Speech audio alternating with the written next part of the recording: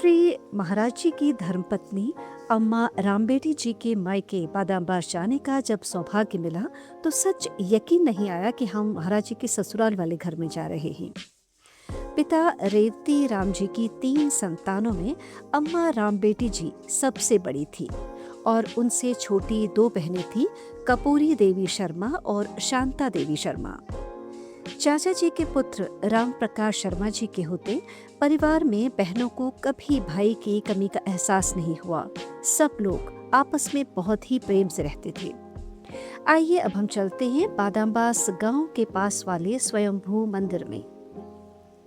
जब श्री महाराज जी विवाह के बाद 10 सालों के लिए गृह त्याग कर तपस्या करने चले गए थे, तब अम्मा रामबेटी जी इसी मंदिर में रोज जलाभिषेक करने आती थी।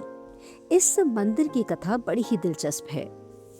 कहा जाता है कि एक साधारण से भूभाग में जब किसी को भी जानकारी नहीं थी कि यहाँ पर कोई मंदिर बनेगा, उन्हीं दिनों किसी शक्ति संपन्न साधु महाराज को स्वयं भगवान शिव ने सपनों में दर्शन देकर कहा कि इस स्थान पर खुदाई करो और यहाँ पर शिव मंदिर बनेगा।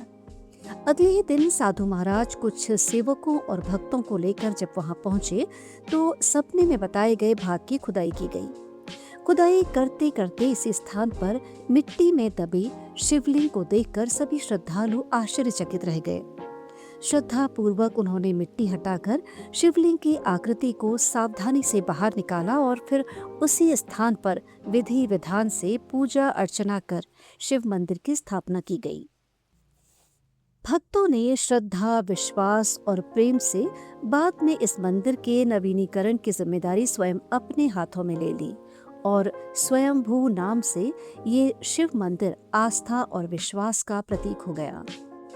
अम्मा रामबेटी जी ने इसी मंदिर में 10 वर्षों तक कठोर व्रत लेते हुए साधना की और साधिका की भांति जीवन व्यतीत किया। ये उनकी अटूट श्रद्धा और तपस्या का ही परिणाम था कि महान योगी को भी घर लौट कर आना पड़ा।